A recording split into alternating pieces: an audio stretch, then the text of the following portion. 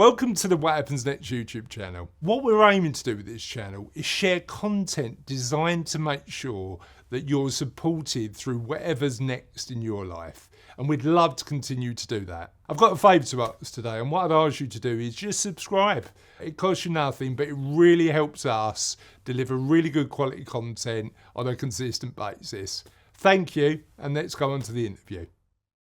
Welcome to our next What Happens Next interview, one that I'm really excited to be hosting, and I'm going to be super curious today because I'm really fascinated in getting into how we think about money, how we feel about money, and how it fits into the next chapter of our lives and what we should be looking at. But before we do, if this is the first time you're here, welcome to the What Happens Next channel, the channel dedicated to just having better and more nuanced conversations about the next chapter of our lives.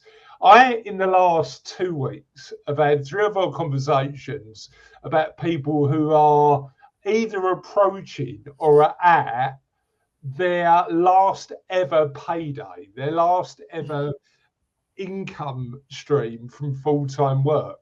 And it's a nervous time. It's so nervous. And actually, what I realized even more is that at this transition, this change in our life is a period of our life where we need and we should have all the help we can get. So this channel is designed to help you if you're going through that journey. Just think about it in a more nuanced way. We explore issues that aren't only related to money, we explore issues that are related to health, maintaining intellectual well-being. We talk about loneliness, we talk about social and community well-being, we talk about a wide range of issues, but all dedicated to helping you navigate that next chapter of your life, however that may look like for you. And I'm delighted to have Christine on with me today to share her experience and expertise and help us all navigate what happens next in our lives. Christine, how are you? I'm well. Thank you. Thank you. Thank you for having me. Pleasure. Absolute pleasure. And I'm really interested in sharing your insights today. So you mentioned before we started recording that you'd had a busy week. And I'm really lucky that I get to go through these client experiences and learn from my clients. What's the one thing you've learned from a client this week that you think that's going to be really useful in my life or the lives of my other clients? Oh my gosh, that's such a great question.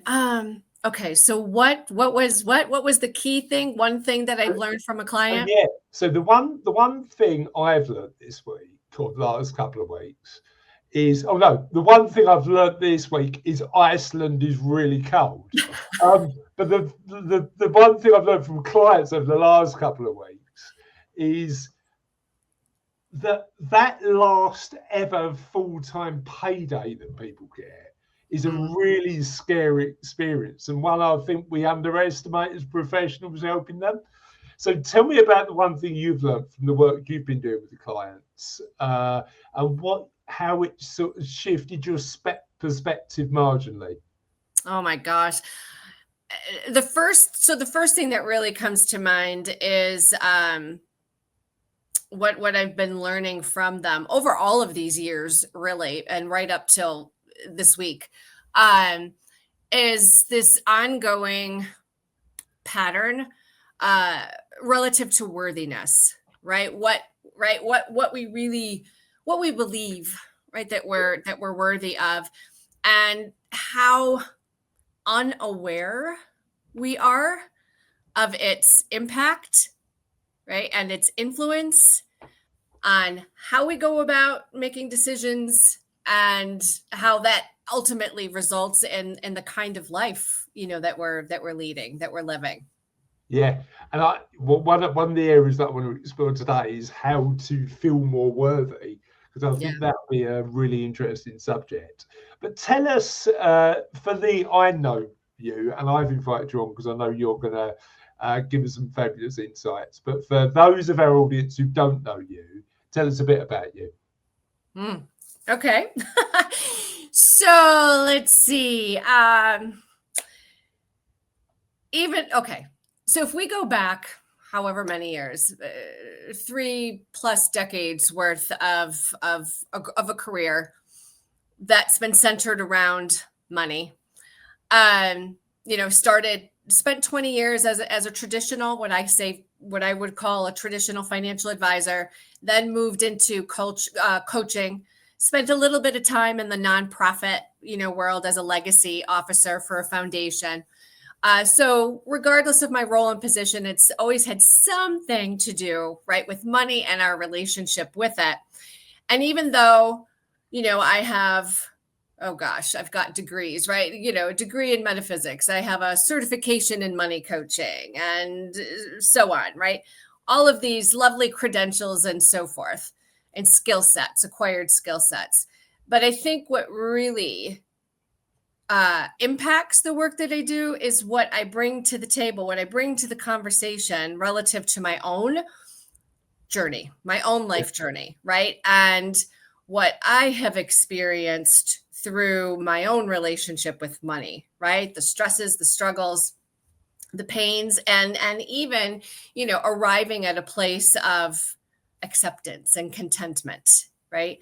My experiences with divorce, right? And there's been more than one. My life journey with respect to my experience with surviving breast cancer. Yeah. Right. So there's so much, there's so much, I don't know what the right word is. There's so much material there. Right. So I think that's so part of what informs the work that I do with others really comes from life experience. Yeah, exactly. That's so interesting. And what I'm really curious about is that life experience, the stuff that you've gone through, divorce and health challenges, and getting over those challenges and continuing doing the work. I suppose there's two questions. Number one is, and I've been thinking about this a lot, I'm rereading at the minute Bronnie Ware's book, The 5 Regrets of the Dying. And what I'm thinking about a lot is how health challenges have an impact on our perspective. So the health challenge you went through, how did that change the way you view money? Oh, how I view money? Oh my gosh. So it's so funny that you bring this up. I was literally just talking about this the other day, or maybe it was last week or what have you, but it's very recent. I remember, oh gosh. All right. So it's going to be a bit of a story here to give it some context, right?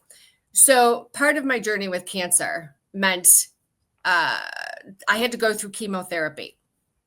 And in one of my first sessions, actually, I think it was my first infusion, right, where you're receiving the chemo.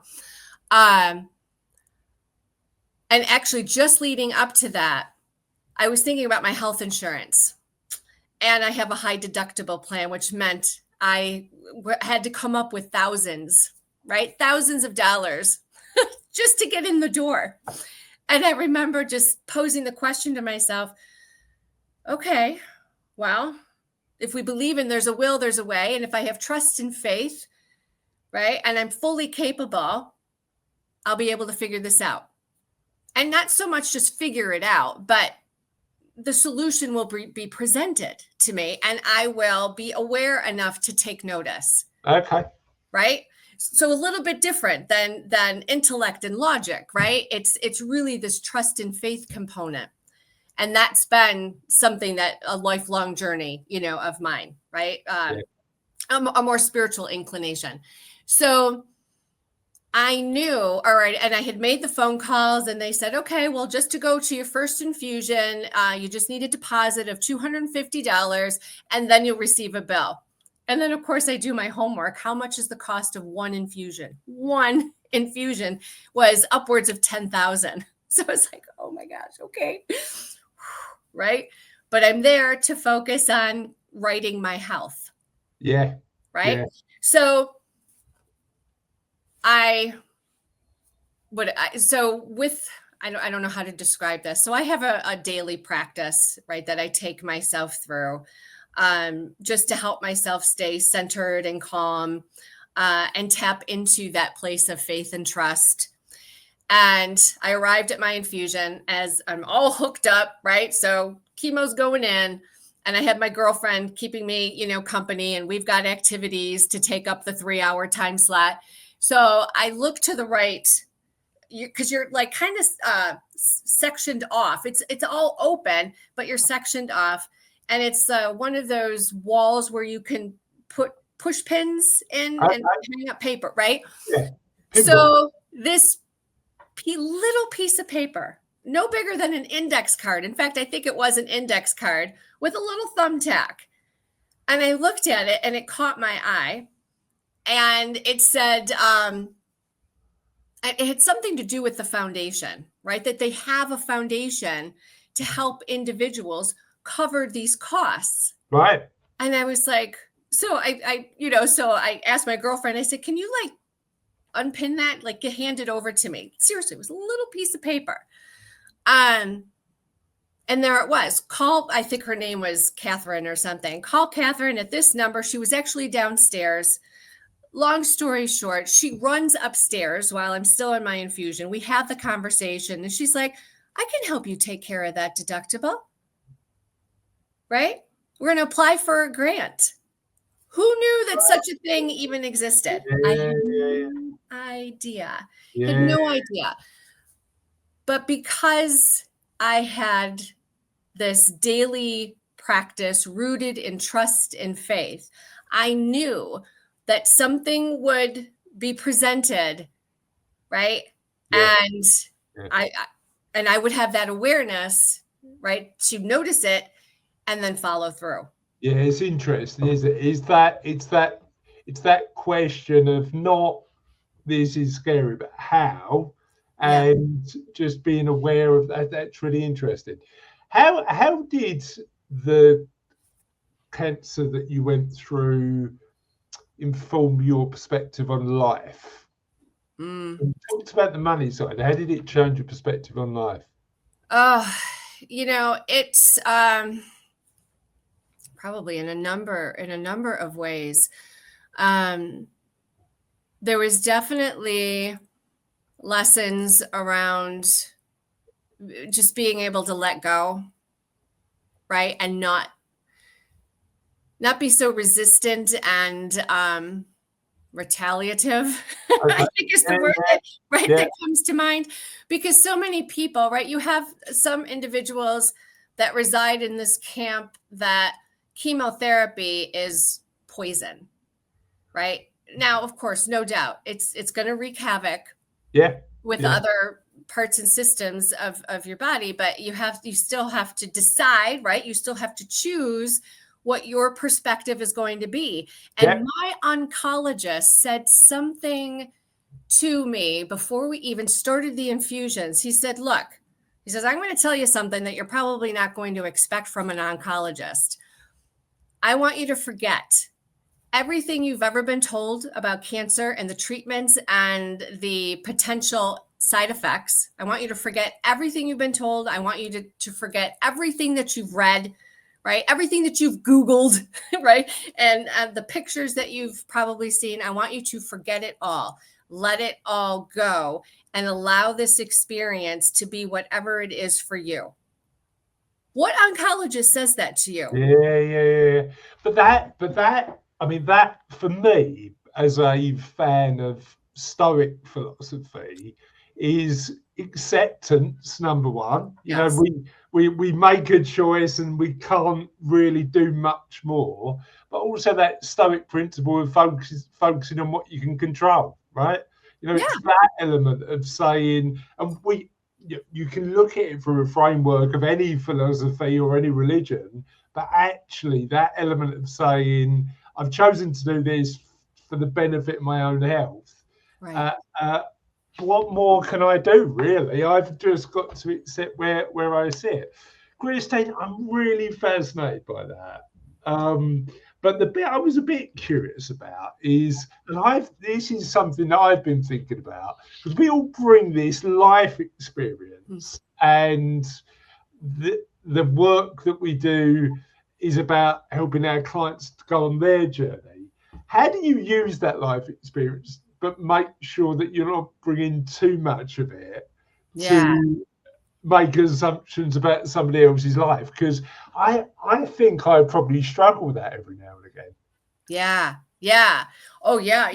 So here again, right? Doing work around self-awareness and being vigilant and staying present, right? Yeah. For them, right? So it's learning how to be a better listener, right?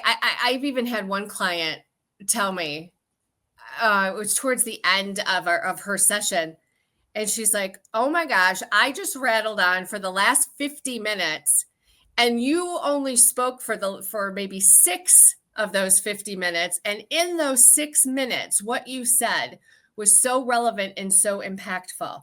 Right? Yeah. But look at the weight. That's what really stuck out in my mind, was the weight. Yeah. How much time was allocated towards me being the listener versus 100%. speaking. Yeah. And sometimes, Chris, I'll even ask the individual for permission, right? Because I'll say to them, what you're talking about, what you're sharing, and I thank you for what you're sharing, because I know it's not easy. And in the spirit of sharing, would you be okay? Because there's something that comes to mind that I went through that might be helpful for you, but I don't want to make any assumptions. Would it be okay if I shared? Yeah. And that's the interesting thing. It's like, I'm not going to assume that I'm right. I'm not going to Right. assume that my perspective is relevant, but let me share something that might start a conversation that might be useful, right? Yeah, exactly. Yeah, interesting. So let's talk about the work. Tell me a little bit about the work you do with clients. Where does it start and where does it go? And tell me a story that would really help me and everybody in What Happens Next understand the work you do. Okay. So if I had to describe it, I'll try and describe it first and foremost in the most concise way that I can, right? So it's basically, what I'm doing is I'm teaching people, I'm teaching them how to forgive themselves. And we'll get to that, what that means, right? So I'm teaching them how to forgive themselves so that they can either find or regain a sense of clarity, a sense of confidence, right? And that could be attached to worthiness. It usually is, right? But so I teach them how to forgive themselves so that they can either find or regain that sense of clarity and confidence, and then refocus on what is truly important, right? What truly matters, right? So that's really, right? That's the progression. Yeah. That's the progression. And it doesn't matter if I'm working with an individual, like let's say it's an individual that just came through a rather tumultuous divorce, or I'm working with a CEO that can barely stand the idea of retirement, right? And even though he knows he's on the precipice of it, right, the vastness and the scope of it is daunting, right? Yeah. So it doesn't matter. Yeah. Right? It's typically the same progression. So that forgiveness piece, Chris, what I liken it, I refer to it as forgiveness. It's really doing the work around bringing to light, right? Learning to pay attention and look at all of these self-limiting beliefs, Yeah. right? That we've carried, or that the individual has been carrying for their entire life. Yeah, it's interesting. Right? So it's bringing what is mostly subconscious or operating at that unconscious, even passive level, and bringing it to light so that you can look at it and then address it. Yeah. Right? Because go ahead. Help me understand a little bit about how that process works, because some of these beliefs have been around in our lives and in our clients' lives for many years. So where do you normally start?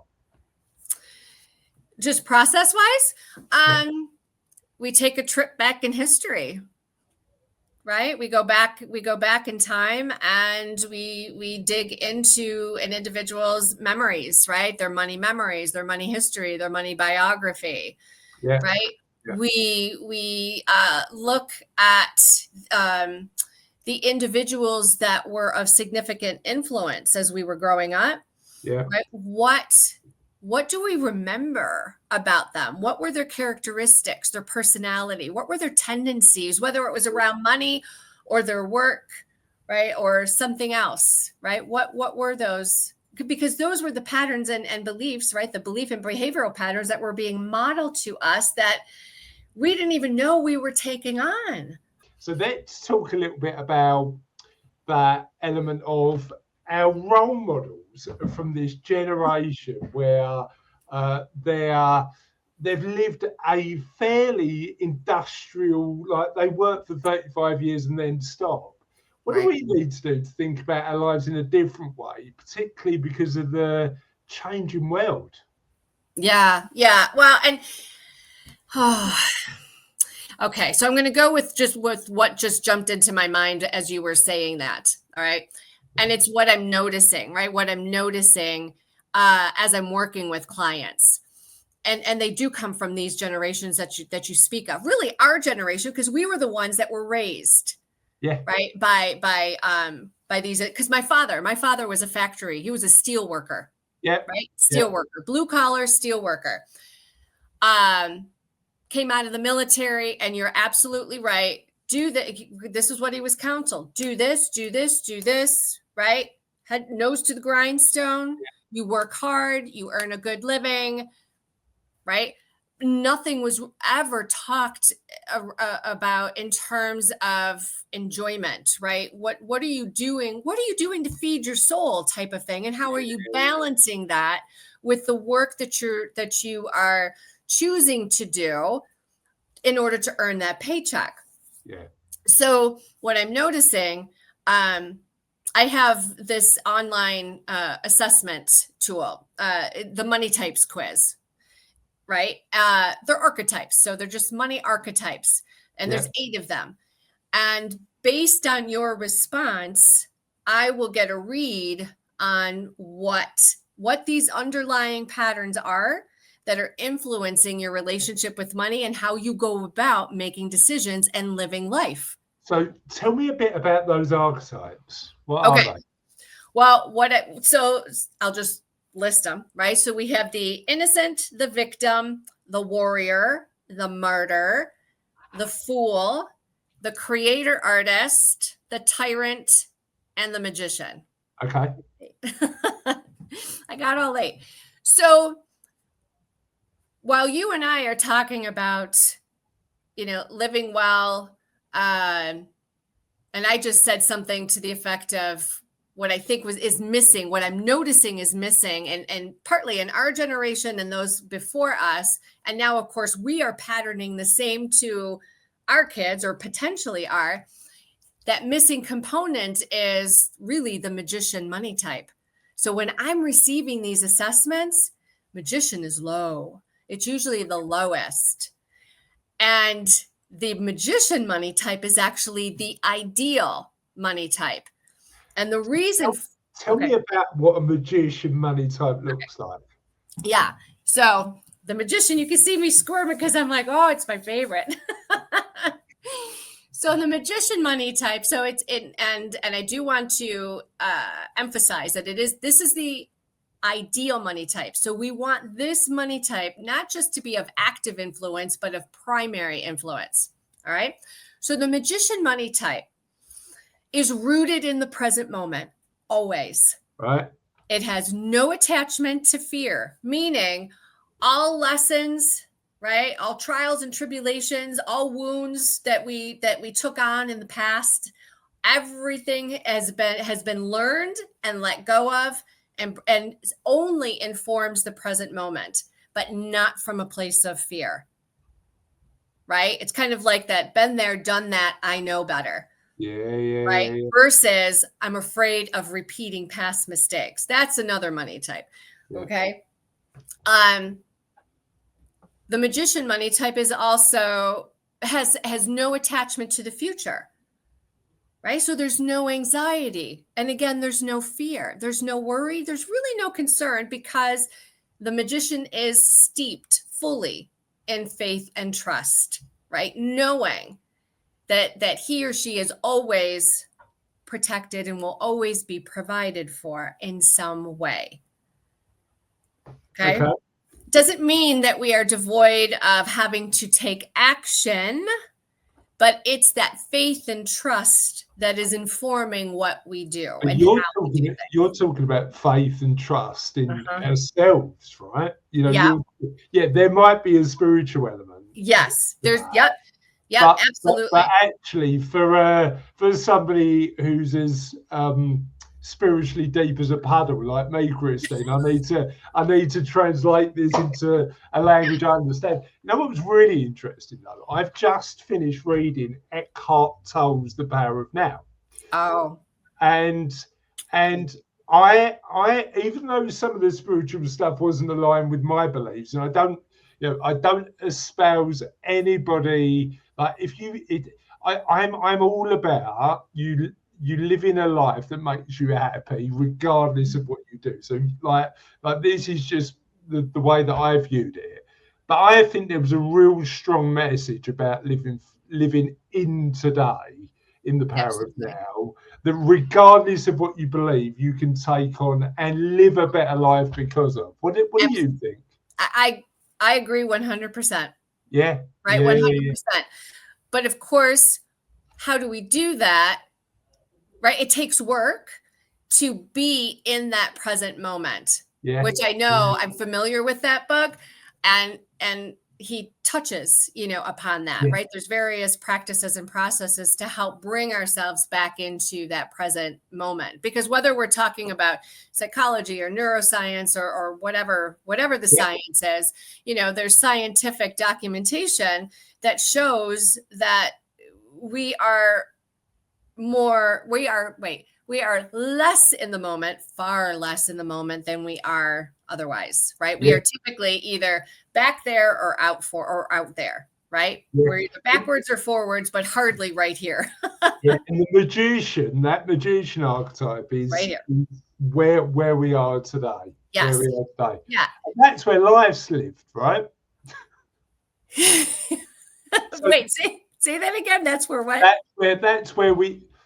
That's where we live our best lives.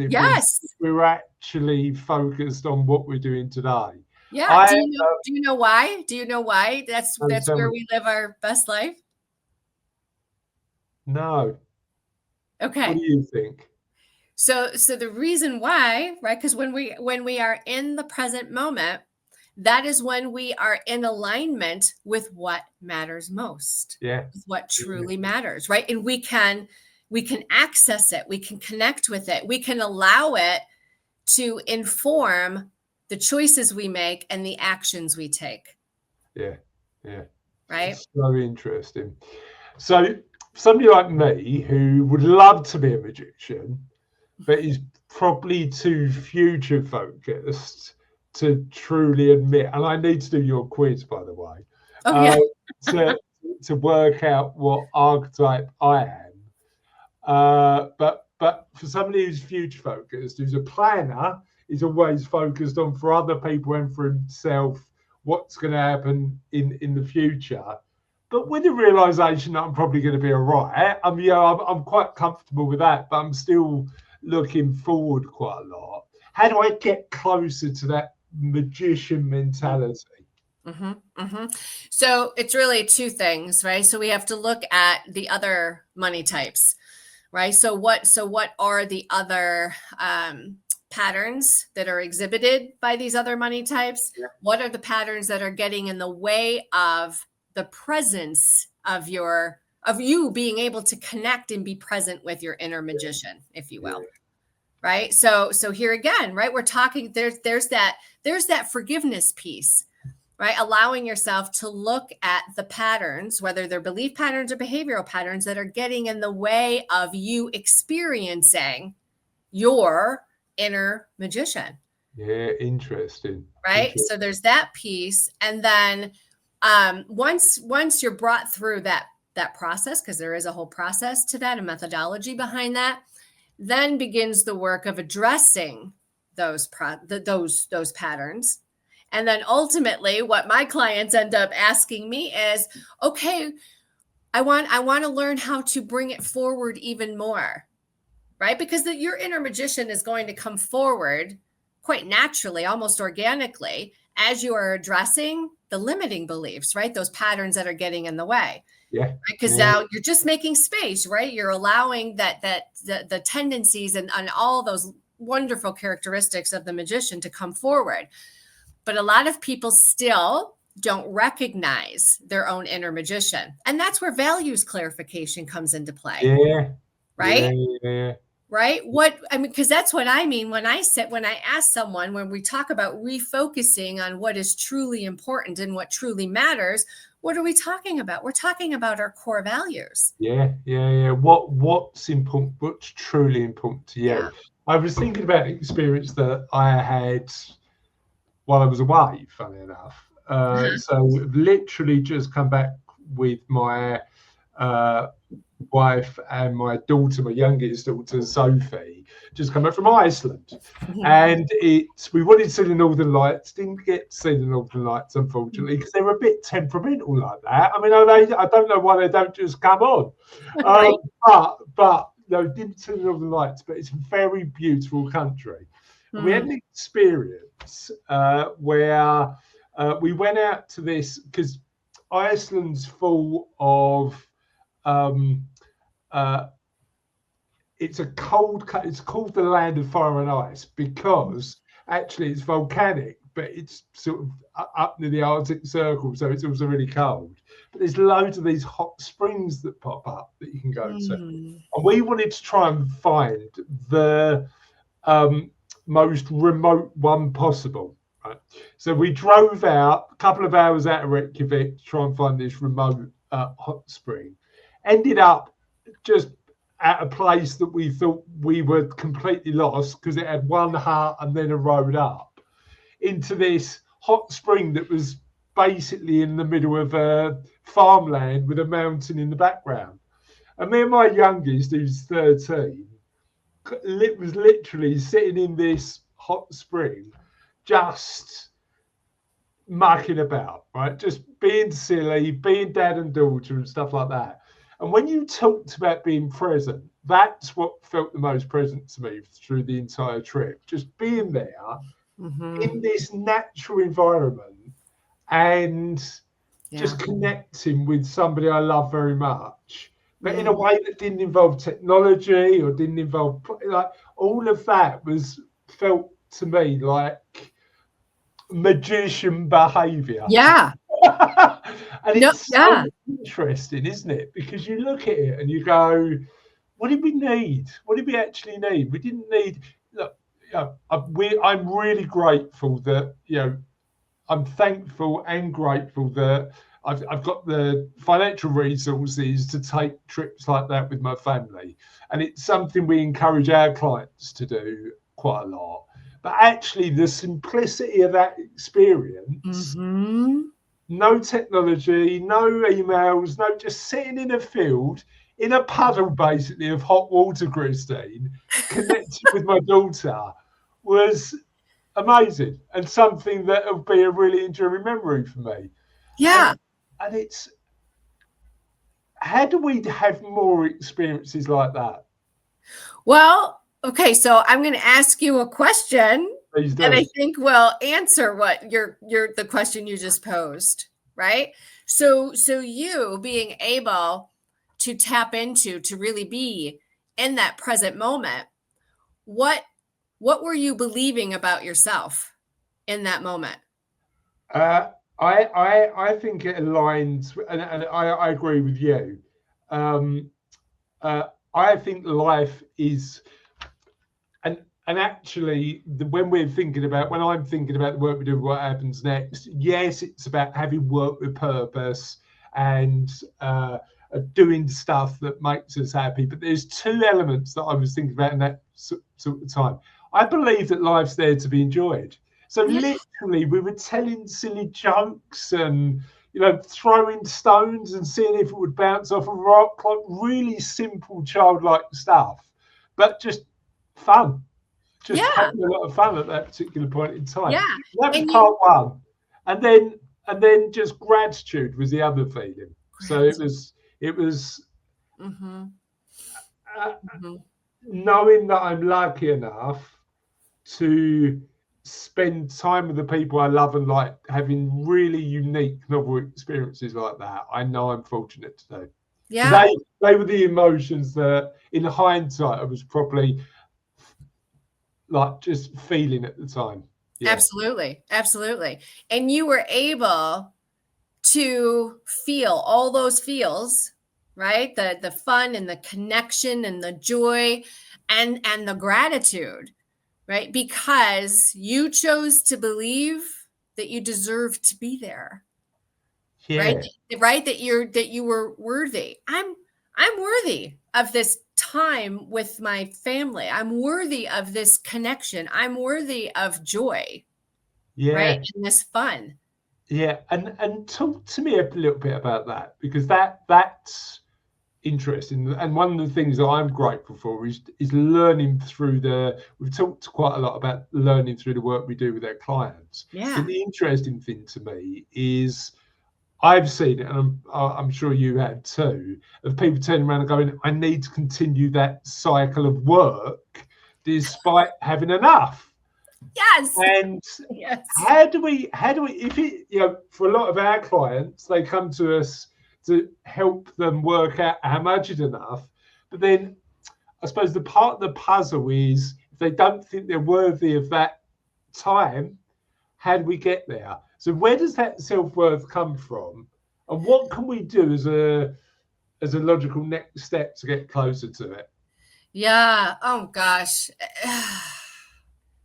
A logical. I don't think it's a logical It's right next emotion step. journey. It really is, right? It Yeah. really is. Uh my mother used to tell me, and she said this to me before one of my divorces. She said, "You will know what to do, right? When the pain of either staying or leaving, like what the pain of one will exceed the other, Yeah. right? And then you will pick the lesser of, Yeah. type of thing." So you're making me think of these two. Okay, well, it was a conversation I just had yesterday. But it's also connected with a former client of mine, both CEOs. So the woman that I spoke with yesterday, she's new in the CEO role, just 6 weeks in, Yeah. about my age, 6 weeks in. And what she's describing to me as she's navigating each day reminded me of my client, who is also a CEO, but the one that was afraid of just even entertaining the thought of what happens next around retirement, Yeah.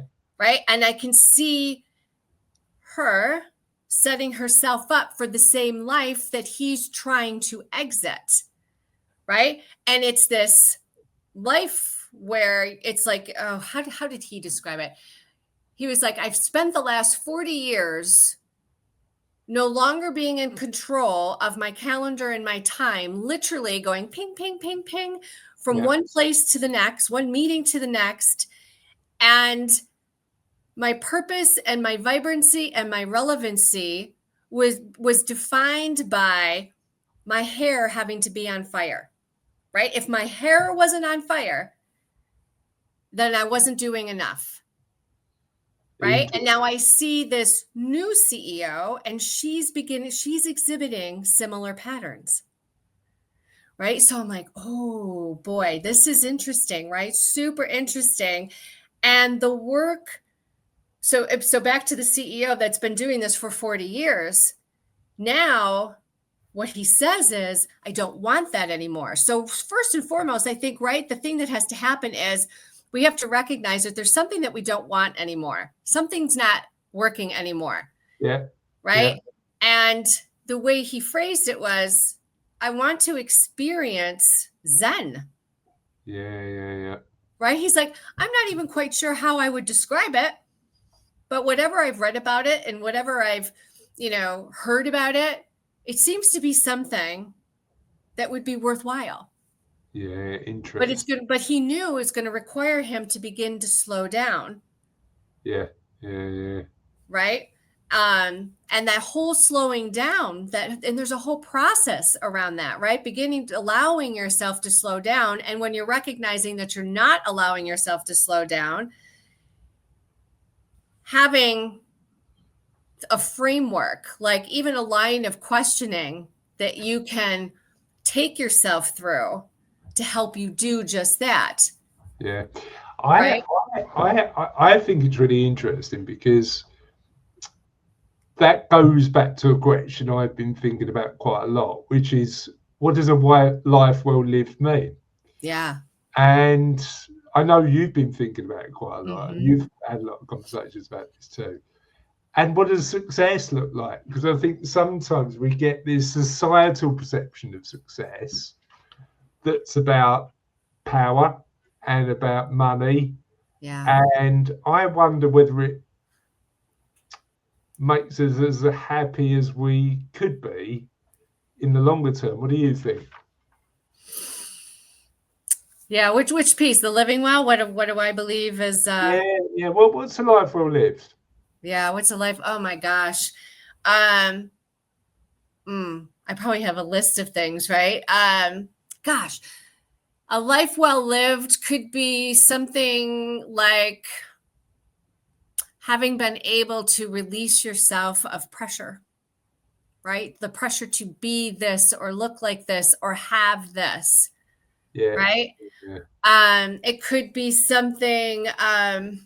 It could be something as simple as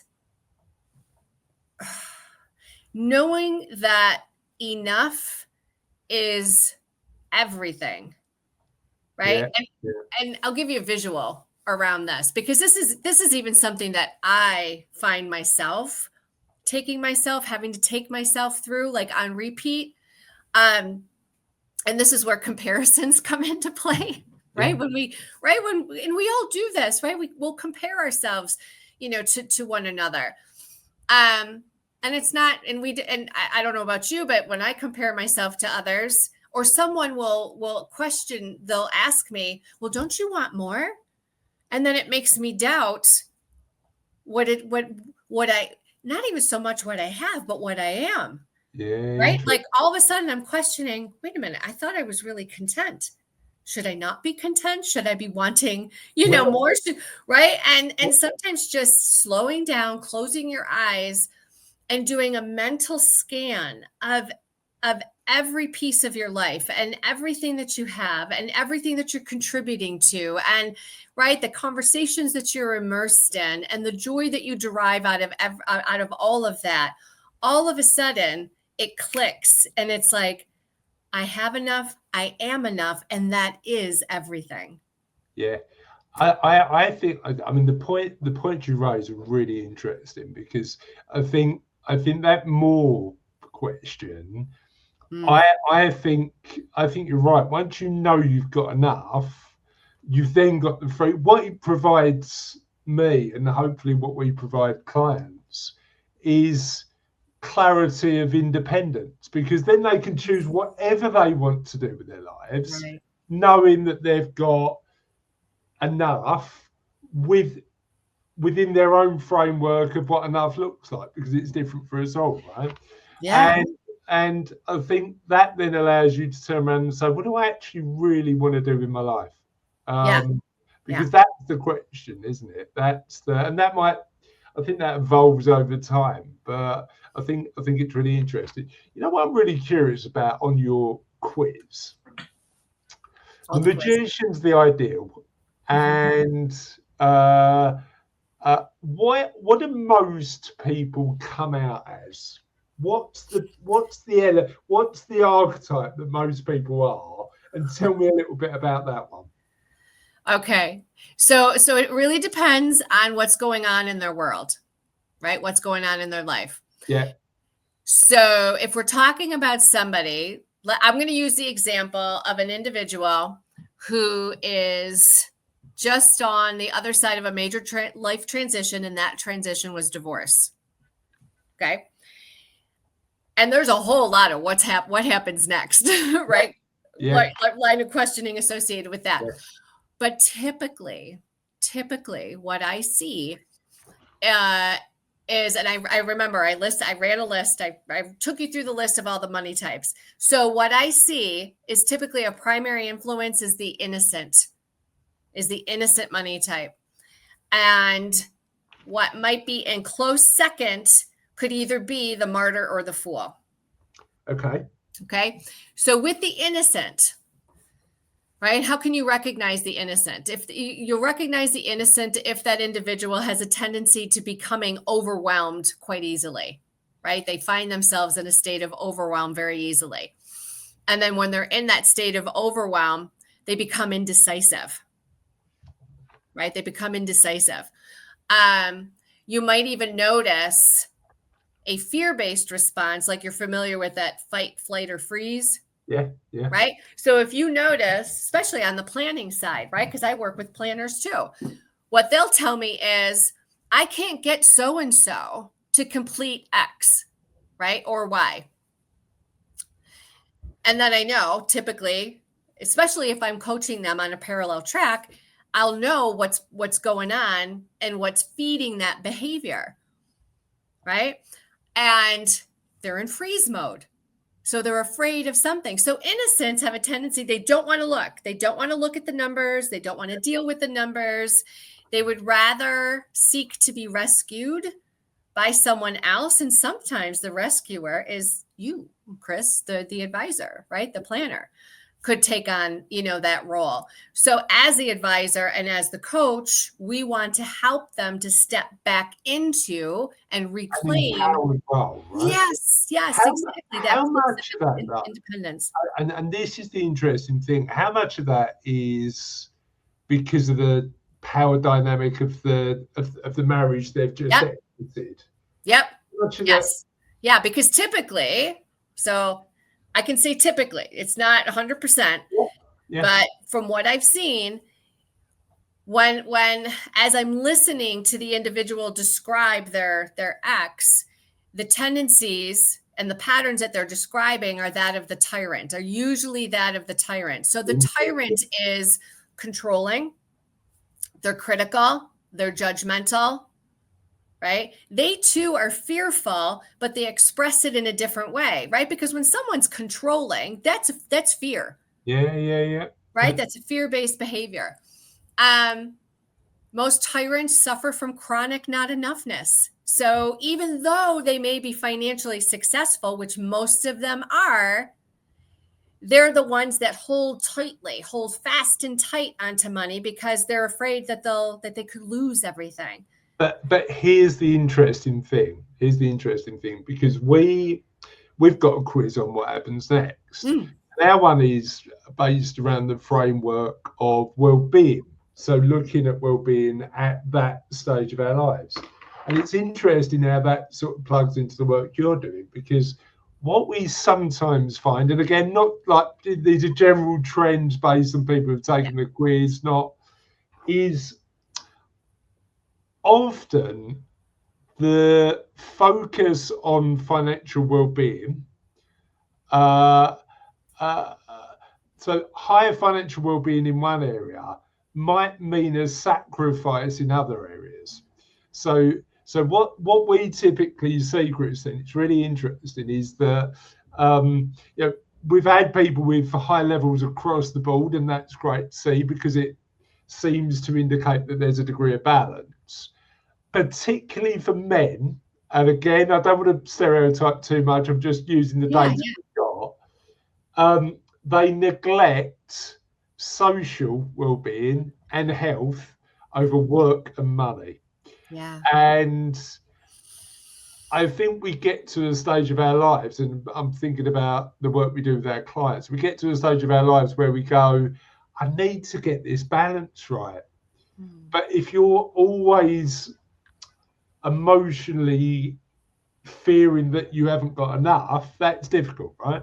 Absolutely. Yeah. And then how do you be a true partner to the one that you're, that you're doing life with, and the interesting thing is, whether it's the innocent or the tyrant, they're both fearful, and they both really are coming from a place of lack and scarcity. They're just expressing it in different ways. But because they're expressing it in different ways, and most couples don't want to talk, right, especially about money, it makes it very difficult for them to see how alike they are.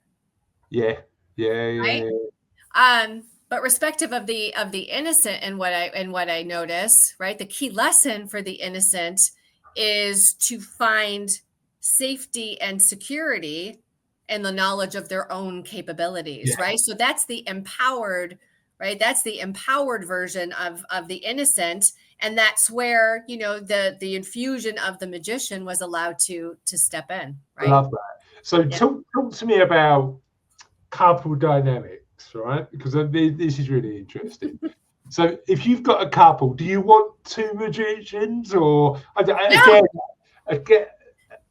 you want two magicians? Yeah, because what it means, so if in a couple dynamic, right? Because we're two individuals that make up a partnership, right? And the quality of the partnership is determined by the quality of each individual. Right? How they see themselves as an individual, and what they believe is possible for themselves, and then ultimately one another. And that's the basis, right, of the magician. So we want both parties to have a strong connection to their inner magician, right? Because their inner magician, think about it this way. I keep doing this. I keep pointing to my heart, because the magician is heart-centered. Right? It's coming from a place of love. So if both individuals have the magician as their primary, their magician is of primary influence, that means that both parties are coming from a place of love, whether it has to do with conversations around money, or family dealings, household dealings, or their careers, whatever it may be. Right? They're coming from that place of love. And I've got a couple of daily practices that help me with that, because I'm not natural at that. So I need to do the work to help me get to that point. One is, I don't know if I've ever told you this, but we've mentioned it on What Happens Next before. One is trying to be intentionally kind. Because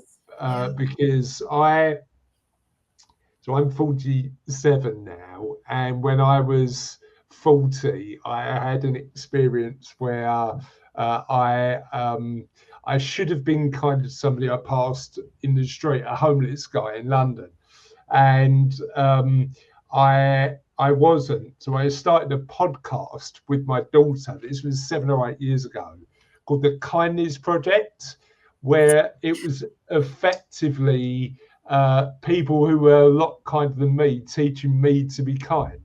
And that resulted in a book, and that resulted in me learning to be kind. We raised a decent amount of money for charity through the project, and it worked really well. But that to me is knowing how lucky I am and sharing some of that luck is one practice that keeps me in now. I think the second one is gratitude. Just like knowing how lucky I am is the second one. And then I suppose the third one, and one that I've fallen out of habit of doing, but I need to get back to, is journaling. So just actually spending the time thinking about my day, thinking about now, instead of living in the future or the past. So what practices do you recommend if somebody wants to get closer to their magician? They know they're not naturally a magician, but they're looking at getting a bit closer. They come and see you. They do the work. They think about the stories they tell themselves about their lives, but then they're gone and they're living their life. What can they do to get a bit closer on a daily basis to that magician? Yeah. Well, here's my journal. so it that's absolutely right. So that's a practice that is implemented during the wealth coaching engagement, and of course is encouraged as an ongoing practice. Yeah, absolutely.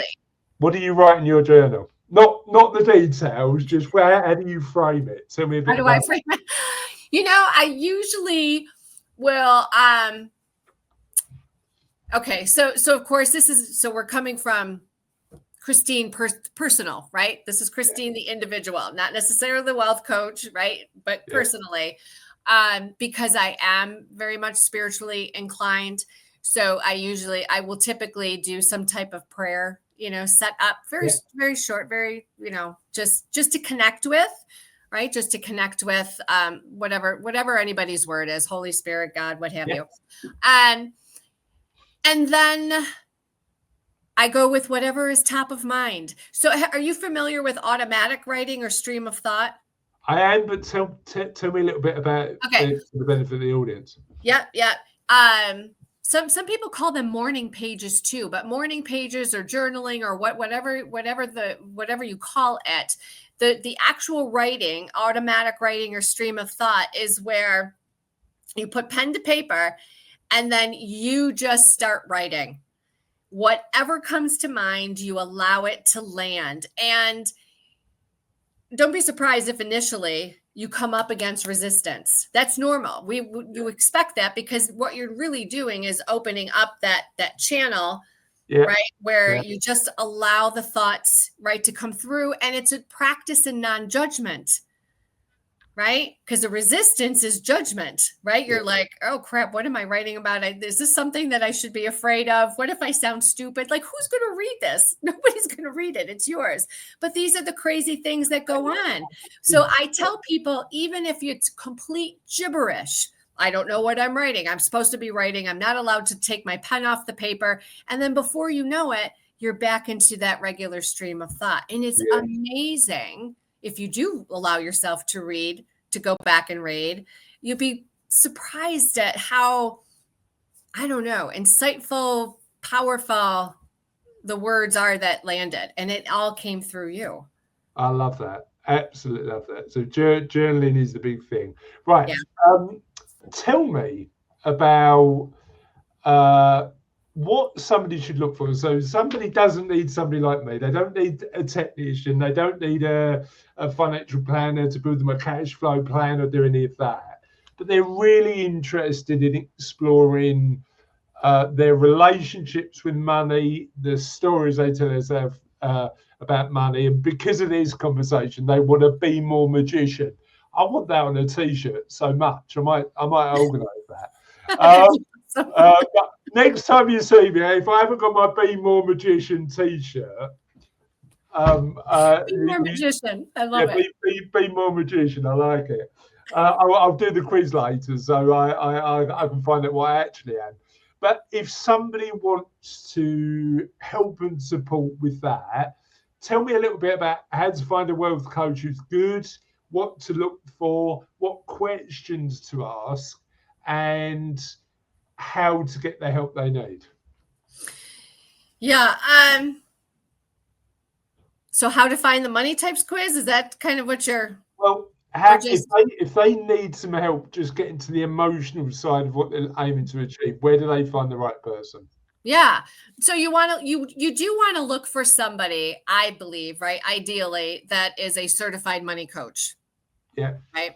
So that and certified money coach, that curriculum is taught through the Money Coaching Institute, right? Yeah. Deborah Price, the founder and CEO.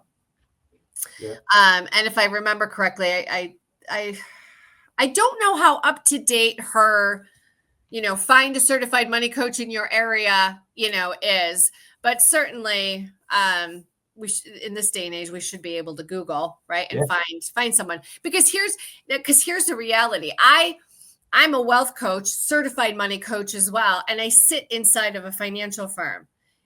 You would be hard pressed to find someone like me inside of a financial firm, right? Because when I talk to my other CMC colleagues that are right by you, like Dennis, right? Dennis Harkalakis, if I'm pronouncing that correctly.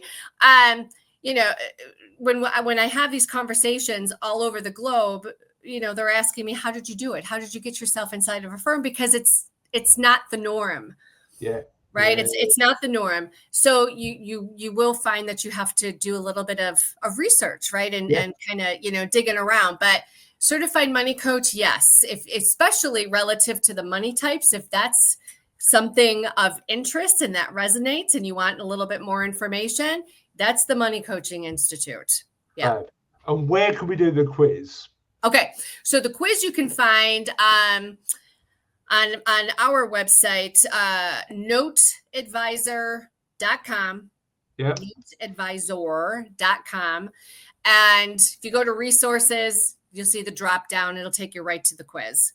Fab. I'm doing that as soon as we finish this interview, and as well as ordering my Be More Magician t-shirt. Where can people find out a little bit more about you, Christy? The best place is going to be on LinkedIn. Okay.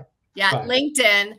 I don't remember what that profile address is, other than if you search for me, make sure you got the correct spelling, that Mathieu. It is French. So make sure you have the correct. And I'm wearing a bright pink top. My hair looks like this. My glasses look like this. So you should be able to recognize me, easily. It might even have my middle initial, but. And on this channel, and when we put this out on the podcast, we'll put a link so that people. Beautiful. That's perfect. That's perfect. Brilliant. I've loved this conversation, and thank you. With full disclosure, normally we prepare people by giving people a framework of questions, but because I've been sitting in puddles in Iceland, I didn't have the opportunity to do that today. However, I've really enjoyed the way this has gone, and I think it's led to a really open environment where we could share a lot of useful stuff. So, Christine, thank you so much for joining me today. No, thank you. Thank you. And I hope everybody watching or listening, you've really enjoyed it too.